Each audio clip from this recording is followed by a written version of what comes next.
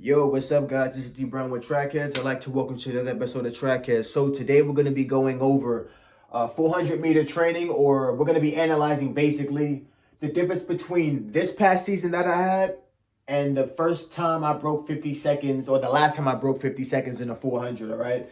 So a lot of people have been asking me like, yo, how you break 50 seconds in a 400? How fast does your 200 have to be? How fast does your 300 have to be? How fast does your 400 have to be? How about your PRs for all those things? They've been asking me a million and zillion questions about anything 400-meter related when it comes to breaking sub 50. So I'm going to break everything down so everyone can comprehend it. They can apply it to their personal self. If you're trying to go from 53 to 50 to sub 50 in one season, or you're trying to do it over a high school season, like you're running 55 seconds, and you want to make it to sub 50 in the 400-meter dash, here's going to be my 2 cents, all right? Again, everybody is different. I'm going to try to explain to the best of my ability for every kind of body type, whether you're coming as a pure 400-meter runner, a sprinter kind of 400-meter runner, a distance kind of mid-distance strength kind of 400-meter runner. We're going to go along the lines of every single version, okay? So real quick, this is how I ran last season, right? I ran only one 400-meter dash. I ran that at the Masters Championship. It went pretty well. It went pretty cool, right? So, again, I went 52.8, right? So, not too shabby, not too bad. My splits were kind of not the best, right? I ran 23.85, then went 29.03. That differential is ridiculous. It's kind of crazy. I could have done way, way better, but you could always learn. It was only my first of the season. I had to get the race rhythm right? I think if I ran maybe 5 more, I could have got it right. I could have maybe got that time a little bit, faster.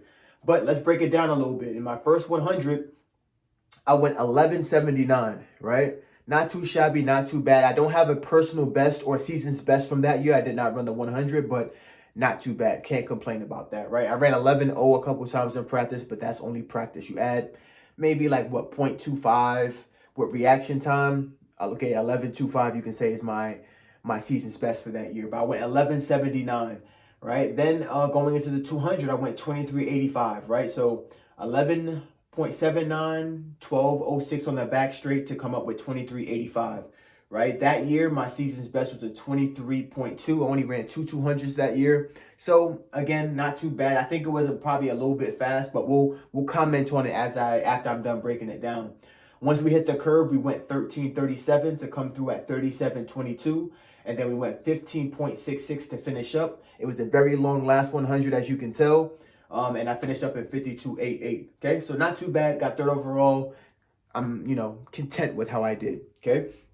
Now, when I broke the last time I broke 50 seconds was, I want to say 2015, I want to say, yeah, 2015, right? After that, I've been dabbling with different events, the 100, the 200, a little faster stuff there. I went 10.6, I did different things like that. So now we're going to look at the actual last time I broke 50 seconds, right? So again, when I broke 50 seconds this season, I was very, very fast. I was, of course, faster than how I am now, but my 100-meter PR was about 10.89, I believe, 10.89 or so. My fastest, I just hit a season's best or a personal best that year, 22.16. I ended up running 21.86 that year, right? Felt very strong in my 200. Again, if you're really good in the or if you are well conditioned in the 400, it makes the 200 so much fun. So I was able to drop down big time. And then, I went 34.97. This is the fastest I ever ran splitting a 400-meter dash. And then I finished up at 49.90. So again, I started out at 11.4. Not too bad, especially when you consider the fact my PR was at 10.89 at the time. Then I went 23.2. Felt, again, pretty good, pretty aggressive. I kept the pace really well. And then again, my personal best at the time was a 22.16. So 23.2 felt like a piece of cake. It didn't feel too bad. Then I stayed very, very aggressive to 300. And my 300-meter PR at the time was a 35.7. So 34.94. There was nothing in practice that I did to simulate this feeling right here. I was just kind of running. It was my first meet of the year. I've been training this whole time, so I felt strong. I was just like, hey, let's go for it. And of course, I suffered in the last 100 at 1493, but guess what? I opened up in a 49.9. So I wasn't too mad about it. It was, not too bad. Definitely some things to take away, but let's look at these two opposite things, right? So you have one that's a 52.8, another one that's a 49.9. And you may be asking, okay, this is how fast, this is the splits and stuff that you ran when you were running sub 50. How do we get from 52.88 to 49.9? Let's look at the biggest differences, right? So first is that when I was running sub 50, of course, I ran faster through the first 100. Now, faster is based on who you are, right? Because I was in 10 sub 11 shape, 11.4 did not feel aggressive to me, right?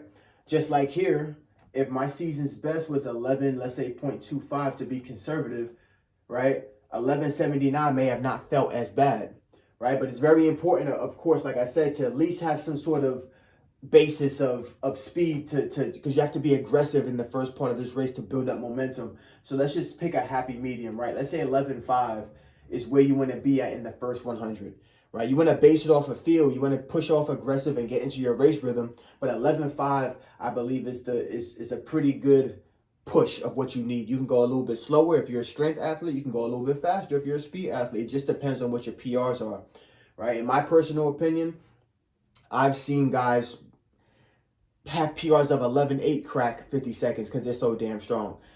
I know guys that have run 10.1, 10.2, and 50 seconds is kind of hard to beat. So it really just depends on who you are as an athlete, right? Going into the 200, these are where the splits become a little bit more important. In my personal opinion, you can, if you're strong, you can get away with running the first 200 at like 24 seconds at the slowest, I feel like, right? I've seen a couple guys do it at like 24.2, 24.5, just because they're strong as hell. They run the 800 and they're really good in the 800. Not 2 minutes. I'm talking about like 155, 154. They can negative split a 400. In my personal opinion, to be able to build up enough speed and enough momentum into the race, you have to be able to at least have anywhere from 23.5 to 24.2 at the slowest, right? That's going to give you enough time in this last 200 to get under 49 seconds, right? The 300 is probably the most important piece because you have to make sure that you're at striking distance to be able to finish well, right? You don't want to try and negative split a last 100 when your legs are full of lactic.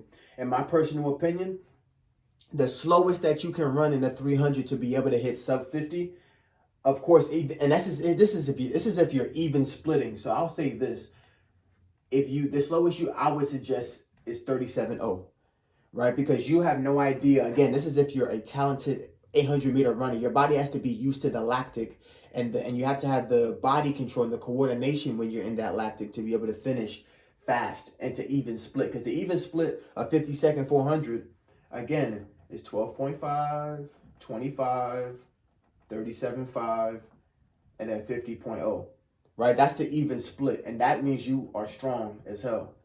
Strong as F. You strong as hell, right? Now, if you ain't strong as hell, which means that you could probably go way faster than this, but you just trying to, even split and be cute. Again, you want to at least at the slowest be at 37.0 to give yourself at least that half a second to make time.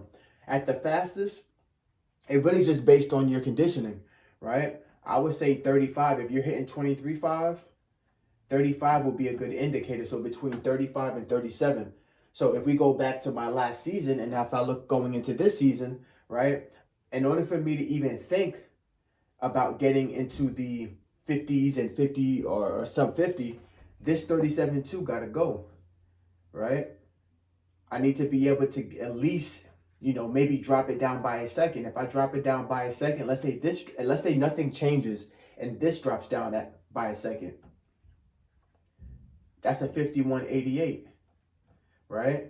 And that's just if nothing changes. Now, if I'm coming through at 36.22, I got to be in better shape than that to be able to finish, right? So how about I drop 2 seconds, right? I end up running 13.66.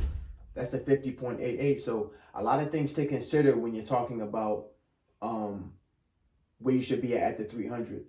right? So, and I believe if you're there in the 300, and again, you work on that last 100, you work on the 450s, work on your 500s, work on the 600s, work on your repeat 200s with short rest to condition your body of how to use oxygen, how to be strong in the final portions of the race, you should be able to run a sub 50. So, like I said, guys, just my 2 cents on what I think it takes to do that. If you have any questions, leave your comments in the comment section. Check in the description if you're interested in virtual training.